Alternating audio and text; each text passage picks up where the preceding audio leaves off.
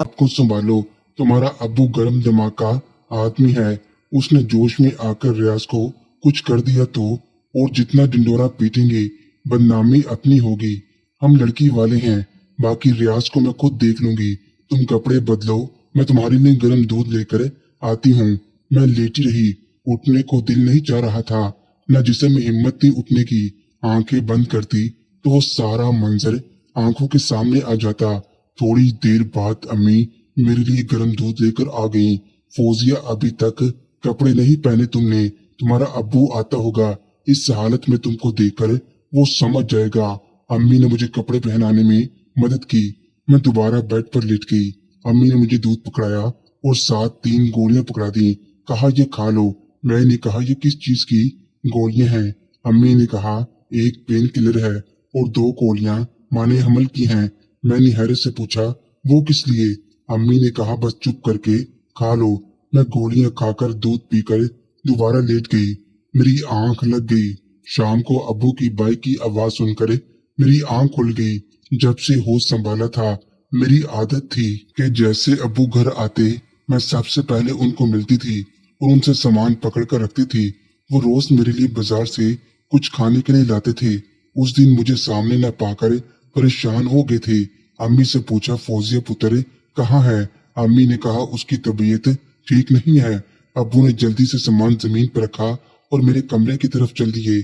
कमरे में अब्बू दाखिल हुए और कहा, क्या हुआ मेरी जटनी को? मैंने अब्बू की आवाज सुनकर भी आंखें नहीं खोली। मेरी हिम्मत नहीं हो रही थी अब्बू से आंख मिलाने की। अब्बू ने मेरे माथे को चूम कर देखा।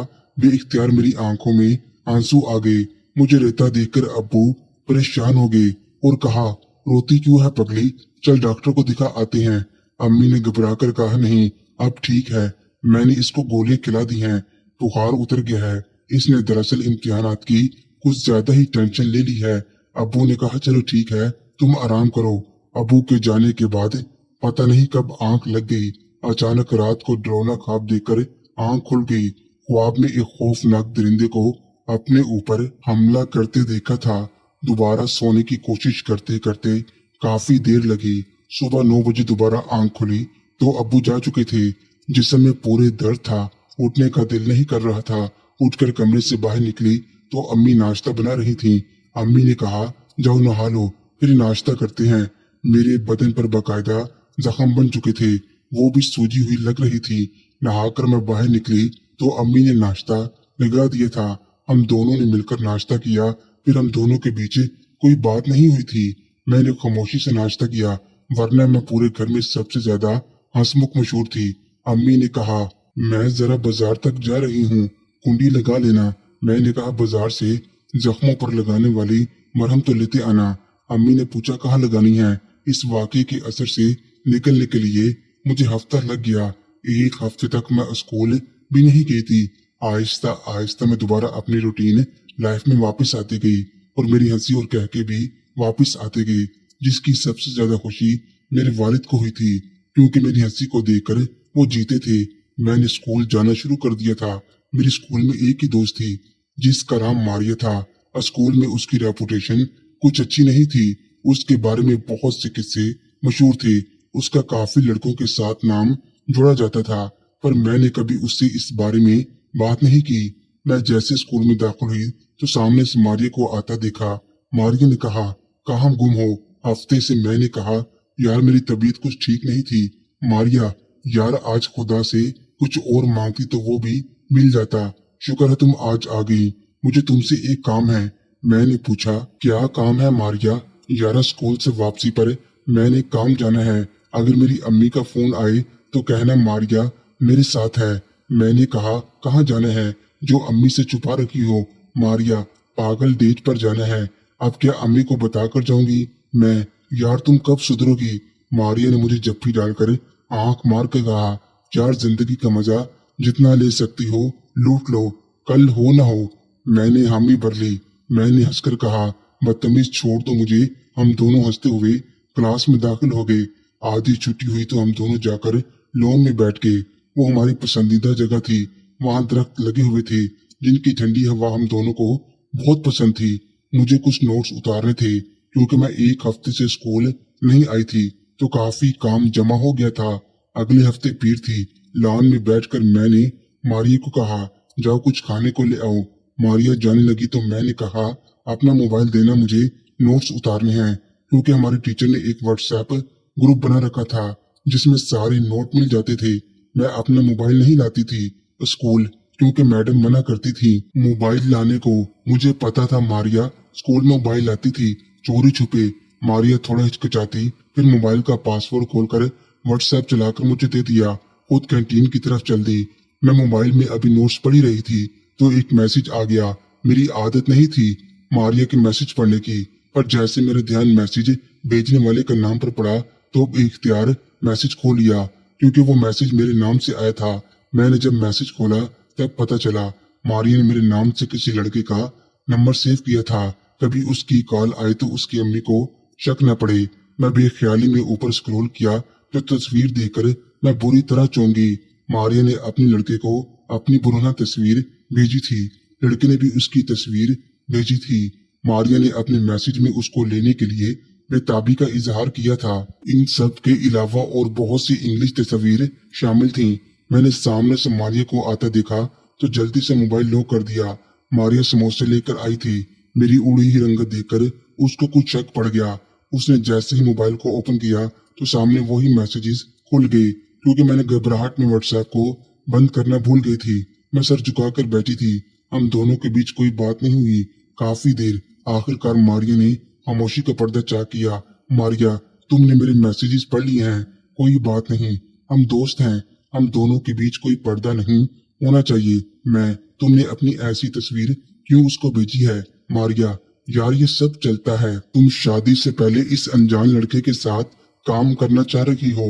मारिया हंसते हुए, जान, काम भी इंसान की भूख की तरह एक जरूरत है।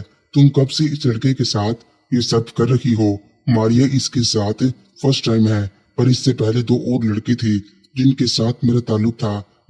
अगर तुम्हारी अम्मी को पता चल गया तो मारिया, उनको कैसे पता चलेगा? तुम बस कोई भांडा ना फोड़ देना। मैं नहीं बताऊंगी, पर तुम्हारे खून वाले कपड़े देखकर अम्मी समझ जाएंगी। मारिया हंसते हुए, पागल, खून क्यों निकलेगा? मेरा कौन सा पहली बार है? मेरे मुंह से अचानक निकल गया, पर मेरी अम्मी को तो पता चल गया था। मारिया ने चौंकते हुए कहा, क्या मतलब? इसका मतलब तुमने भी किसी से किया है? मैंने दिल ही दिल में खुद को कोसते हुए कहा, चलो क्लास का टाइम हो गया है। वो मेरे पीछे पड़ गई। मैंने कहा, अच्छा कल बताऊंगी। मैंने दिल में सोचा कल तक इसके जहन से बात निकल जाएगी। हम क्लास में चले गए। छुट्टी के बाद मैं स्कूल से निकली तो मारिया मेरे पीछे चल पड़ी। मैंने कहा, तुम्हारा घर इस साइड तो नहीं है? तो कहने लगी, मैं कुछ दूर तुम्हारे साथ चलूंगी। जब कुछ लड़कियों का रश कम हो जाएगा तो मैं अपने फ्रेंड की गाड़ी में बैठ जाऊंगी जो कुछ फासले पर खड़ी है। उसने हाथ के इशारे से मुझे ब्लैक कलर की गाड़ी दिखाई। मैं खामोशी से चल पड़ी। थोड़ी दूर चलने के बाद जब काफी रश कम हो गया तो मारिया ने फोन पर अपने फ्रेंड को कहा, गाड़ी ले आओ। गाड़ी हमारे नजदीक आकर रुकी। मारिया दरवाजा खोलकर अंदर बैठ गई। आओ, तुमको घर छोड़ देते हैं। नहीं, मैं चली जाऊंगी पैदल। मारिया, अच्छा चलो, जैसे तुम्हारी मर्जी। मारिया ने दरवाजा बंद कर दिया और गाड़ी चल पड़ी और मैं सोचों में घूम घर की तरफ चल पड़ी। घर पहुंचा तो पता चला गांव से मेरा कजन अरशद आया हुआ है। अरशद मेरे चचा का लड़का था। वो फर्स्ट ईयर में पढ़ता था। उसको देखकर मैं बहुत खुश हुई क्योंकि मेरी उसके साथ बहुत जमती थी। मैंने उसको सलाम किया। अरशद, लगता है आजकल बहुत जोरों से पढ़ाई जा रही है। मैं बोली, जी अरशद भाई, पेपर जो सर पर आ गए हैं। अरशद बोला, अच्छा जी, इसका मतलब लूडो अब हम पेपर के बाद खेल सकेंगे। असल में हम दोनों की शर्तें लगा करती थी लूडो में। कई बार हम लड़ पड़ते थे। नहीं, ऐसी बात नहीं है, हम लूडो आज ही खेलेंगे। अरशद, इसका मतलब है तुमने तैयारी खूब कर ली है। हम दोनों की नोकझोंक देखकर अम्मी हंस पड़ी। अम्मी ने कहा, अरशद बेटी को खाना तो खाने दो, हाल ला अहवाल। बस आते ही लूडो की पड़ गई। हम दोनों हंस पड़े। मैंने कमरे में आकर यूनिफॉर्म तब्दील किया और अपने मोबाइल को उठाया। अभी मोबाइल में मैसेज पढ़ ही रही थी कि मारिया की अम्मी की कॉल आ गई। मैंने उनको झूठ बोल दिया कि मारिया मेरे साथ है, हम पेपर्स की तैयारी कर रहे हैं। जैसे ही उनका फोन बंद हुआ मैंने मारिया को मैसेज कर दिया कि तुम जितना जल्दी हो सके घर पहुंचो। मुझे परेशानी रही कि दोबारा मारिया की अम्मी का फोन न आ जाए, पर ऐसा कुछ न हुआ। सुबह उठकर तैयार होकर स्कूल के लिए रवाना हो गई। स्कूल पहुंचकर मेरी नजरें मारिया को ढूंढ रही थी। क्लास में जैसे दाखिल हुई, मारिया को सामने देखकर सुकून का सांस लिया। आधी छुट्टी जैसे हुई, हम दोनों अपनी पसंदीदा जगह की तरफ चल दिए। मोहतरम नाजरीन और सामीन, इस कहानी का बकिया हिस्सा अगली आने वाली वीडियोस में पेश किया जाएगा।